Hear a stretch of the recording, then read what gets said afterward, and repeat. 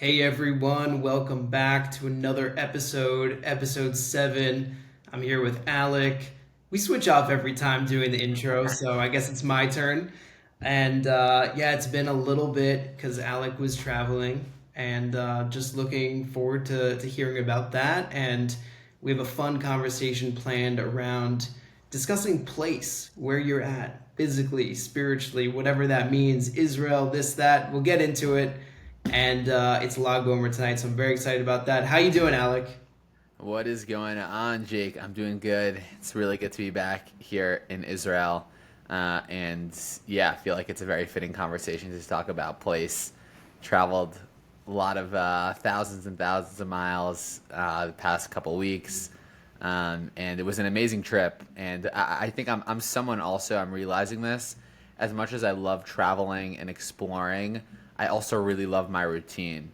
And so, like, this is my first week back. I got back Sunday night. Getting back into my routine has just been, like, so amazing. And I'm a routine kind of guy, you know? Like, I love traveling and I love exploring new places, but I also love my routine. Oh man, have you done travel recently, or was this sort of like besides this, and or has it been a while? Yeah, so it's a good question. I was super passionate a bit. Passionate about traveling. I still am, but so I'm 26 now. I've probably been to like 30 to 35 countries. So like I've traveled a lot in my day. Both like I did a little backpacking trip in Asia and Europe. Been to cool places like Iceland, Guatemala, Vietnam, Cambodia, so like some South Africa most recently. So I guess like the most recent travels before this, it was my honeymoon, end of December. My wife and I were in South Africa. We were in Cape Town and also Kruger, which is amazing. Like bucket list item number one for a lot of people, I think should be a safari in South Africa or in another place. It's just like really incredible. And then this trip was amazing. I went on this trip because Beehive, the company I work for, they do an offsite every year. Last year was in Montreal, so I was in Canada. This year was in Mexico, Riviera Maya, so like right by Cancun. So I was there for a week, and on my way there, I stopped in New York to see my family, to see my parents. Brought my wife along with me for that leg of the journey, and then continued to Mexico, and then came back. So all in all, it was 2 weeks, 1 week in New York, 1 week in Mexico. Amazing, man. Well, definitely very cosmopolitan of you. Enjoy traveling without kids while it lasts. How Um, about you? How about you? Have you traveled much, or do you ever have a little bit of a travel bug? no, not much. I mean, I've been to Israel, obviously, tried to travel around the US. I did kind of a lot of West Coast stuff, and I've been to just different states for work over the years. It's amazing. Like, I think a lot of Americans we're so spoiled, you know? There's Yeah, so much in America, and it's pretty cheap just to get on a for plane, sure. fly for a couple hours or an hour. Did Italy before, but yeah, I would like to travel a lot more. But I find that nowadays I'm trying to explore Israel as much as possible. So A hundred up, percent. down, You different said, hikes. yeah. You said Americans were spoiled. I was thinking like Israelis are spoiled because in Israel you could drive 3 hours and you're in a completely different environment. Less. I mean, I'm an hour away from me. Less than an hour away from me in Jerusalem is like complete deserts, right? And then if I drive a couple hours north, it's like lush mountains and forests. Like I really feel like there's so much traveling you can do in Israel, which is like beautiful and gorgeous that I know a few people, like for religious reasons, they refuse to leave Israel, like Eretz Israel, which is like, Mhm. beautiful but like pretty intense. And they could still like see and do a lot. Like I guess they can't go to a lot because I don't think that's considered actually part of Eretz Israel, but they still go to a lot of places. So very cool to see. Yeah, man, I was in the Dead Sea with my family just a few days ago, and like you said, like we drove through Malaya Dumim, kind of that area, Hmm. and it's right outside of Jerusalem, sand dunes, blue skies. Crazy. It's amazing. Yeah, definitely. If you already live here and you haven't traveled around a lot yet, just like get out there. We both have some good ideas around that, but yeah, tell me about like your travel with Beehive and kind of what your offsite was like and maybe some takeaways. For sure. So I am officially opening up the Chabad of Beehive. So I'm very I'm excited for that. No, but in all seriousness, my trip was amazing. I think, just opening up and being vulnerable for a second. I initially was a little bit worried, because being an Orthodox Jew, right? Like in Israel, I'm very much in my comfort zone, and in Jerusalem, especially, like everyone around me is religious. Everyone around me is eating kosher, is keeping Shabbat, is davening, is dressing a certain way, right? Like everything is very similar. And when I was in Mexico, on this beehive retreat and everything, I'm very much like the odd one out, right? In a lot of different facets, and like, within the company, whether it comes to like certain like relationships and like refraining from physical touch because of shomer negia, or like eating kosher even though the resort is all inclusive. Like so many times people are like, oh, why'd you Uber Eats? Like the resort has like, or whatever, and like having to explain to people, and like it's not enough that there's like a vegetarian option. So like all of those conversations, right? Very much took me out of my comfort zone. But it was very interesting because I walked away from the retreat, and I actually spent that Shabbos by a Chabad rabbi I'm very close to in Long Beach, New York. I flew back from Mexico Friday, made it back to New York in time, thank God. And I went to the Chabad rabbi and I was like, Rabbi, I have a question for you. Something really weird happened in Mexico. I felt more spiritually alive and connected and from than I felt for like months in Jerusalem, mm, which makes no sense because Jerusalem is like, I'm in the religious environment, I'm in the holiest city in the world, and like in Mexico, I'm in this all inclusive resort, and there's so many like distractions, right? And so why does that make sense? And the rabbi looked at me and he said, it's very simple. When you are in Mexico, you are on offense, and a lot of times when you're in Israel, you're on defense. And then he said the philosophy of Chabad and of the Rebbe, of the Lubavitcher Rebbe, is in this generation you need to go on offense. And that just hit me really hard. And like I really think that is the philosophy of. I'm going on a little bit of a rant here, but yeah. like what do I mean by offense versus defense? I think it's fairly self-explanatory, but defense means like you're in an environment that you're comfortable with, so like you don't, like things are all around you and you don't need to seek out kosher food, you don't need to seek out a minion, things are provided for you on a silver plate, and you could get a little complacent. But when you're in Mexico or some faraway place and like you need to plan out every meal and when you're gonna daven, and like you have a decision, like am I gonna wear my tzitzit out and my kippah out, like even though no one else is doing it and people probably don't even know what these strings are, right? Which like a funny conversation that I had on offsite, right? And when you choose to do that, that's very much going on offense, and that's really what lit up my neshama. So that was like the biggest takeaway, and then I think it impacted a few people. I mean, our CEO Tyler Denk, got him to rap tefillin for the first time in 17 years since his bar mitzvah, which is amazing. And seeing the ripple effects of that, like our chief of staff also wanted to rap tefillin after that. The guy who manages our paid ads. Tyler posted the picture.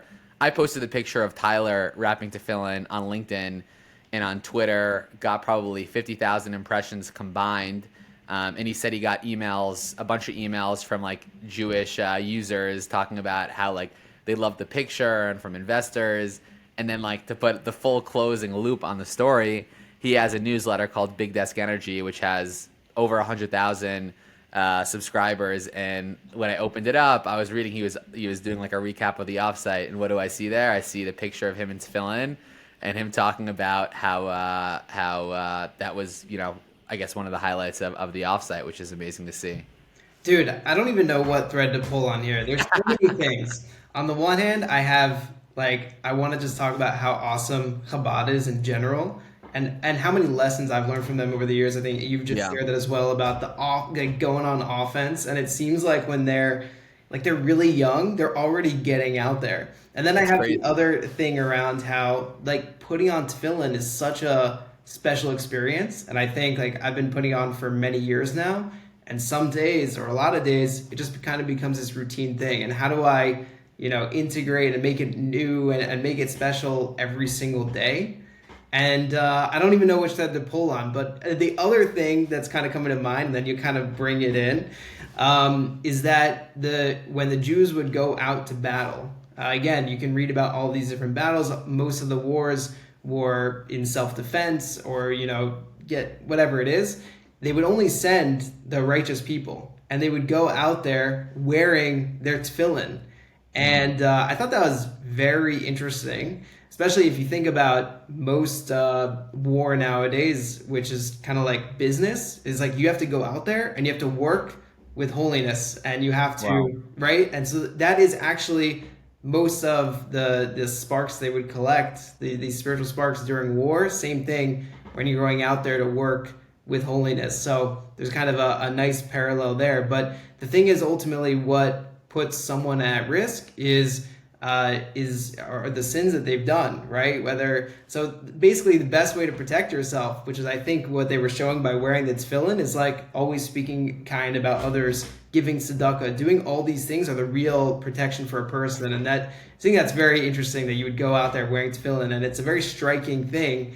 I think we usually put it on, it's in shul, this, that. People don't necessarily see it, but for someone who hasn't seen it before, it's a very interesting sight. 100%. And not only that, but another. This is like another whole area. But it was a decision that I was making beforehand was about tzitzit, right? Like I wear tzitzit every day, and I was making a decision. Like in Israel, I wear them out no problem all the time. But I was thinking, okay, I'm going to be in Mexico, this like all inclusive resort with like people who have no idea what it is. Like it's a little weird, but I actually made the decision, double down, and wanted to wear the tzitzit out, and I did the whole time. And I think for me, it was sort of a sign for myself and for other people. And I think like that was also like amazing. I think a lot of times, especially like in our generation, people want to shy away from being different. But I think Asher Bachar Banu Mikol Amim, like not in a facetious way that like God chose us, the Jewish people, but I think like we need to be proud of our identity and of our heritage, and it sparked a lot of interesting conversations with people, both Jewish and not Jewish, and yeah, I'm really really happy I went for it. Dude, it's for sure. I think this comes up in almost every single podcast. I think about it a lot in the age of AI, which is authenticity, because that's really everyone's differentiator. We no longer have a choice to not be authentic, because someone who is aligned and authentic with what they're doing, plus AI, runs circles around everyone. So anyway, you're giving me chizuk about going out there with tzitzit and tefillin and all these things. And I hope for you, it seems like it was really like something you're holding on to when you're there, and it kind of inspires you every day. And 100%, man. it's 100%. I'm curious from your experiences and everything. Have you always worn like a kippah out in work settings, or have there been like different moments where like you chose not to, or like sort of how that's been for you, how that journey has been? Yeah, thank God. So it's interesting. When I was young, my parents were becoming religious. So I remember we lived in Indiana at the time, and I was, I think, 8 years old. And I remember I was going to Jewish school at the time. So at the Jewish school, you would wear a kippah and stuff. But I remember going to the JCC after the school, and people were like asking me, "What is this?" Because the JCC is open to everyone. You don't need to be Yeah. Jewish, religious, this or that. And I remember like at a time, I remember there was like very vividly, there was like this room of cubbies, and you would store your stuff, your backpack, all this. And I remember like taking off my kippah and then being like, no, I'm gonna wear it. And I remember taking it off, putting it back on. And that was like when I was Nice. very young, and I was like, hey, I guess I'm gonna get questions. And it seems like a small thing, but I think it was very impactful for me, because since I started working in New York City back in 2015, from the get go, I was wearing Keepa out. And Wow. it's not that crazy, because you do see other people on the train with Keepas and stuff like that. At the time, I don't think I was wearing tzitzit. I was kind of on and off. Tzitzit was something that was very hard for me for many years. I just didn't like how it felt. It's hot, this, that. Yeah. And it wasn't until a few years ago where I started wearing tzitzit every day. So yeah, but thank God I've always wore a kippah, and I've always found everyone to be super respectful. especially with helping me with kosher food and Shabbat and all Yeah, these things. Um, and yeah, so yeah, thank God it's always wore it. for sure. The most epic experience is when like you're out in public and like there are not a lot of Jews around, like you're wearing a kippah and like you see like a chassid coming towards you. Oh hey, like what's up, man? You know, it's like it's something that, or like you're traveling and like you hear someone speaking Hebrew, like in a foreign country, and all of a sudden you're like, okay, like I love you, like you're a Jew, like you're Israeli, you know, whatever it is, versus like, you know, like alavai, we should treat everyone in Israel should treat each other like we saw each other in Cambodia or something. Then there would be a lot of ahava and avat chinam here in Israel, I think. Yeah, absolutely, and I think it relates to this Sfirat Omer period going into Lag BaOmer because we know that we start off on kind of a low, which is Rabbi Akiva, greatest sage of the generation, had 24,000 students who died, the greatest Torah scholars, and yet there was at their level some lack in care for each other. Yeah, And it wasn't until he only had 5 students left, the top one being Rabbi Shimon Bar Yochai. We celebrate his Yortzeit tonight. That we celebrate the really the continuation of the Torah and that fire and also that sensitivity. Because you remember Rabbi mm, Shimon ran away because the Romans were going to kill him. Went into a cave with his son for 12 years. Came out. There was some sort of thing where he saw someone violating Shabbos, and he like spiritually, whatever this is, burnt him, and that yeah, person died. And Hashem said, "What are you doing to my world? Like you can't just come out and destroy things." So he goes back, sends him back to the cave for another year, emerges, and he's a changed person. He realizes like, yeah, not everyone is at his level. And I think that there's so many lessons here, about number one, about caring for each other. And anyway, I'm riffing on that. But what are you thinking? I'm thinking, yeah. I mean, it definitely. I learned that Gemara this morning, Shabbos. By the way, it's crazy. That Gemara, guess what daf it's on in Gemara Shabbos. Lamed Gimel. Lamed Gimel, crazy. But one of the things that I wanted to ask you about, and this opens up the whole conversation about like makom, right, place, is there a specific place where you just feel super connected, super spiritual, super tapped in? It could be like a physical place. It could be something more general. Yeah, curious your thoughts there. Yeah, great question. So for me, a lot of times has to do with the time of day. Uh So huh. I find that, I get up early and when it's all quiet and everyone's asleep and pretty much everyone's, I don't see any cars on the road. A combination between that and certain places. So like I have my balcony here, well I'll kind of walk back and forth, do his Boda dudes, or I'll walk out to these mountains. So it's sort of a combination of place and time, Uh huh. which is interesting for me because like if I'm out here during the day, it actually feels different like in this place Yeah. than if I'm up in the early morning before anyone else is up. Sure. So I also find that over time you can sort of convert a place into being a place where you have a settled mind or you have Mm. that energy. So I'm sure you're aware we have this idea of makom kavua. So if you're always davening in a minyan, Yeah. there are sages recommend davening in the same place because once you drop into that place, you can kind of tap into that energy of the place and then calm your state of mind and then go back into that mode. I'm sure you might have this with when you're going to the gym, right? You kind of go into the same place. And so Yeah. I think a lot of times we have these places that you tap into because of the energy of the place. So the hotel, you go there, you can feel the energy, right? For It's sure. because you see all these people davening. And then also there's places that you kind of convert the energy and that kind of takes on its own thing and you're kind of building off of that. So for me, that's I kind of over time had these different places and kind of energize them up, if that makes sense. But again, it's more of like an intuitive feeling.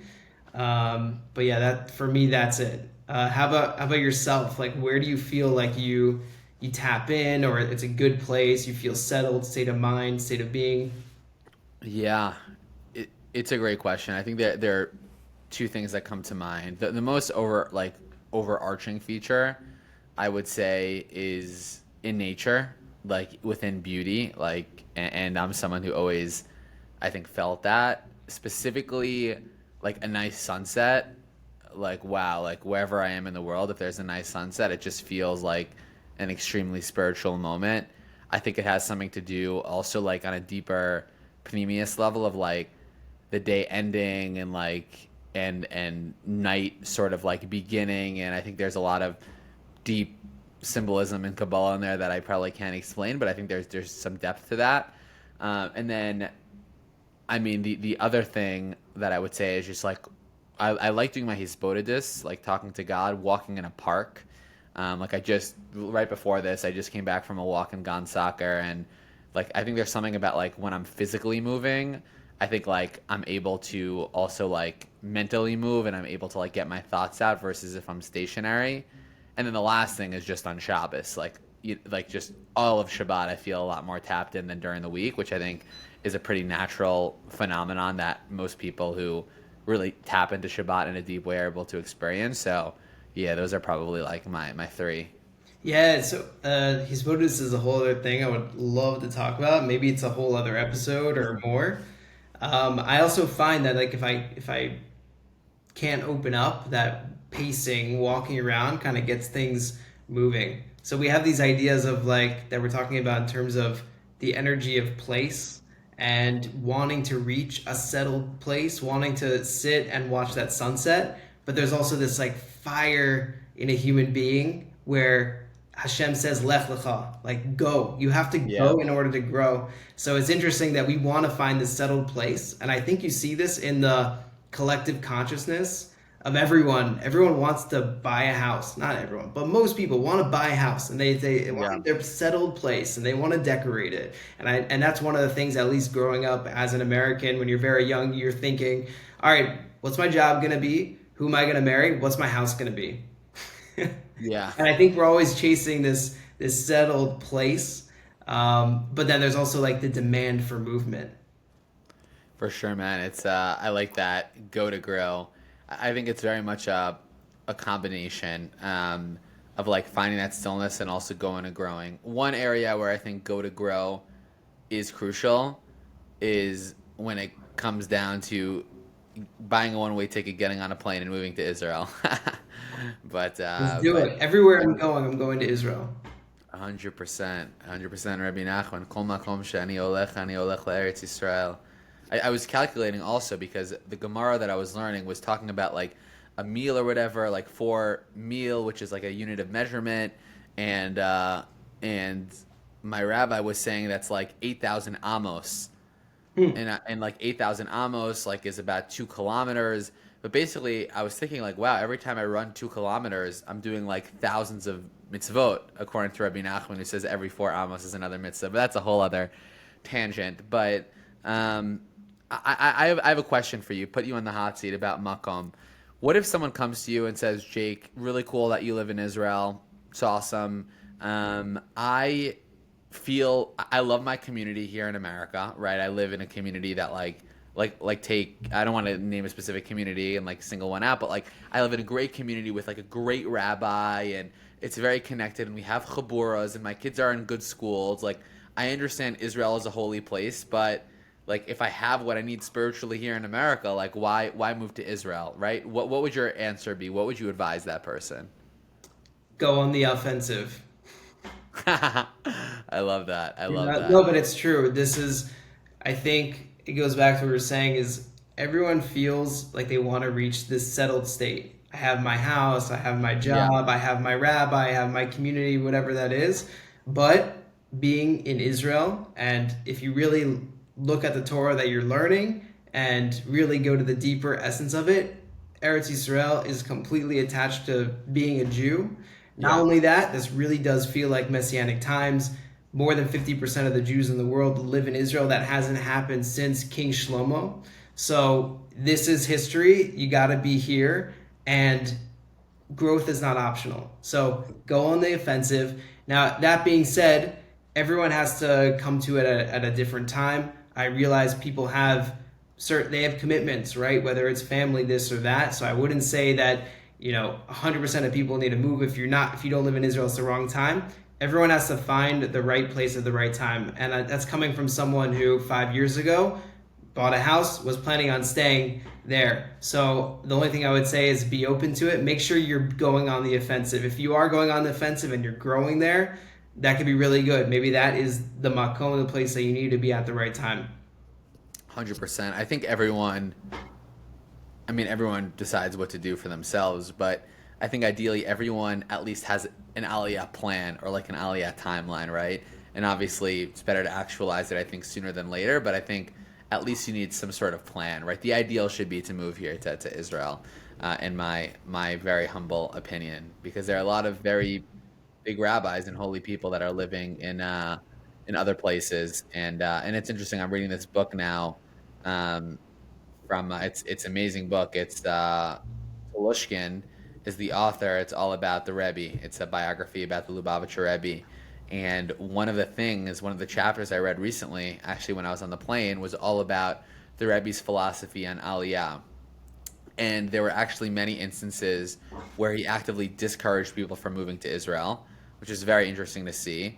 Um, Overall, like all things being considered, he pushed for Aliyah, or I wouldn't say he pushed, but he was pro Aliyah, except if someone was a real leader in their community, or if they had people relying on them in other places in Chutz La'aretz, he would really be vehemently against people leaving that community. For instance, there was a rabbi who was in like I think somewhere in like Louisiana maybe. He was the only Shomer Shabbos person around, and like he was like, it's too hard for me. I want to move somewhere else.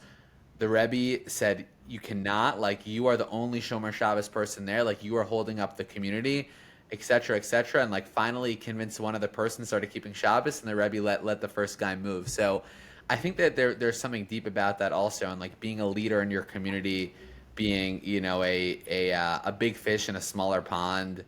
I do, however, think they're like on the same token, not disagreeing with the Rebbe, Chas v'Shalom, but like there are many Jews in Israel that also need to like be strengthened, and you could still make a tremendous impact here. But it's interesting because like probably a different conversation, but now that my wife and I are starting to think about different communities to live in, I feel sort of I'm torn because on one hand, it's amazing to live in a community where everyone is similar and there's that spiritual fire and you have these Fabrengans and Chaburas and Kumzits and amazing minyanim. But on the other hand, like I really feel like I felt so on fire when I was offensive and I was able to really strengthen people and be a leader, right? And it's easier to do that in a place that is, where everyone's a little bit different from one another and there are secular Jews living there. And so I'm sort of torn between that. I'm curious, like, have you thought about that for yourself internally? I know where you're living now in Beit Shemesh. It's probably, you know, pretty religious, would be my guess, except maybe your community is a little bit more mixed. But I'm curious to get your thoughts there. Yeah, the community discussion. It's always a big thing in our house. We have about a year and a half left on our lease, so we are definitely doing our research now, trying to go to different places. I don't think we're gonna stay in Beit Shemesh. Uh-huh. Uh, we have to see. We want to, visit different places and see what it's like. I'm not personally looking for something that's, completely one type of people. I do want something that's mixed. But again, it's also a small country. So even if you're in a place that everyone's is kind of similar, you should get around and get exposed to things. Yeah. So yeah, it's up in the air for us. And I think the more important thing is that it's a spiritual concept that everyone has to do their effort. Uh, that means going to the communities. That means talking to people. But what I really look for is, Hashem guiding us in the process. So a lot of times in life, or as an example, when looking for a community, I might reach out to a lot of people, and one person might get back to me really quickly. Okay, that's interesting. And then we talk, and it sounds good. And then I visit, and everything's like lining up. And then other times it seems like things just aren't clicking. And sometimes I've made the mistake of just like continuing to push through. And it's an interesting balance between when do you have to work harder on something to push it through to bring it to fruition, or when do you have to more surf and kind of let Hashem guide you in the process with your effort. And so for me, Well, it's a very spiritual process of trying to find a new community where, yes, I have a list and, we're planning on we are starting to reach out to different places, but I'm also letting Hashem guide me. And so prayer is kind of a big part of that process as well. And I'm also looking for my environment to reflect back to me, this might be a good place to live or not. Because we always build up these things in our life like, well, if I lived here, that would be the perfect place for me. uh-huh. But like you said, maybe it's not the perfect place. Maybe you're meant to be a community leader somewhere else. So I think it's just a balance between effort and prayer, as well as waiting to see what opens up for you. I think maybe you should just close your eyes and get a map of Israel and just like, spin it a couple times and then just wherever your finger lands, be like, okay, this is, I guess I'm going to the Golan. Well, that is a possibility. It's really interesting. Is I know someone who it was a bunch of girls who were single and they were playing a game, and they were all like saying, "Oh, where is my future husband gonna be? Where is he gonna be from?" And she went and she picked like closed her eyes, picked a random city, and like it didn't seem to make any sense. Boom, her husband was from that place. Then they got married Oh my about a year God. later. So That's there crazy. is also a concept in Judaism. There's actually a few different ones, gorals. Have you ever heard of any gorals or done any of them? The only Goral I know about is on Purim. Gotcha. Okay. Well, there is a concept in Sefer Amidot from Rabbi Nachman where if you have a question, you can ask God. You can open a sefer to any place and Wow. see if you get your answer. I actually did that one time with a lot of people do it with the Rebbe, with the Lubavitcher Rebbe in Igros HaKodesh, and like the letters the Rebbe wrote. Ooh.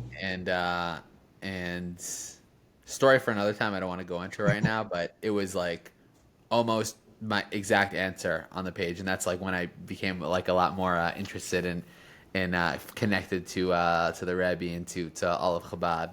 That's why I'm growing out the beard. No, it's fear right now, but a whole other style. I'll leave it a little cliffhanger. Maybe we'll talk about it in a different episode because that's a whole other world. Yeah, I also have a Grawl story. But the cliff notes of it is, I did it and I was like, oh man, I got my answer. This is amazing. And then I was like doubting myself. So I did the same exact one 2 days later. And the answer I got was, why would I lie to you? Like, I gave you the answer the first time Oh two my days ago, gosh. But yeah. So what do we want to talk about? Do we want to get more into Lag BaOmer? Do we want to get into Chabad? What are you feeling? I think maybe like where we just crossed the 30-minute mark of the episode. I think maybe let's just talk maybe a few minutes about Lag BaOmer, maybe what it means to us. I think it's when you think of Jewish holidays, Lag BaOmer is probably towards the bottom of the list if I had to guess. For most people, right? You think of holidays, you think of Purim and Hanukkah and Pesach and Yom Kippur and Rosh Hashanah, right? So but I think it's interesting like what Lag BaOmer means to each of us individually would be sort of a cool question, and maybe just like a closing thought on it. So I'll pass it over to you first. Like, have you always? I know your family was becoming religious when you were younger. So like, did you have some sort of Lag BaOmer celebrations when you were a kid? Like, what does it mean to you now? And like, how do you think about Lag BaOmer? How do you describe just like one of the best holidays ever? It's really hard. No, I really didn't have a lot of experiences with Lagos when I was younger. Went to Chabad in Great Neck. I think we celebrated. Honestly, I don't have any like crazy memories from it, so it obviously wasn't that impactful for me. Going to Meron when I was here for the year was unbelievable. Like you see these tremendous bonfires, you see people with bows and arrows. We're all celebrating this thing that we don't even fully understand. Uh huh. But in the last year or so, I've been learning more of the Zohar, and for me, like I'm in terms of choosing, like, do I go to a Lagwomer event, which I am considering. There's a lot of stuff actually right down here, like over the balcony. There's probably 10 bonfires that the kids have set up.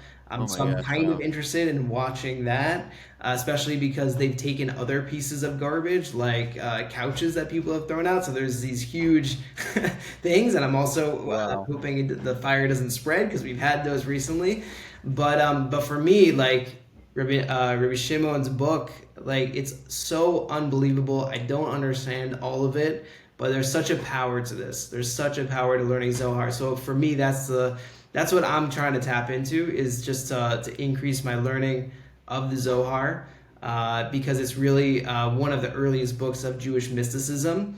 And going back to, and I'll kind of circle it back with this, where you were learning on page Lamed Gimel of Gemara Shabbos. That's Lag BaOmer. If you switch the letters, it's Gal. Gal can mean a few different things. It can mean wave. It can mean cycle. But also one of my favorite psukim is Gal Einai v'abita niflot mitoratecha, which is Hashem, open my eyes and show me the wonders of your Torah. And it's that we have this concept of the written Torah and things that have a lot of structure and this or that, but what's the deeper meaning? What's the spiritual side of the Torah? So for me, as I was very young, I was always interested in Jewish mysticism, and I'm only starting to kind of open it up more. I'm sure through our conversations and through Hasidus and stuff, you can get that sense. But that's for me. It really is, just gives me a lot of energy, a lot of fire, and yeah, it's such a special day.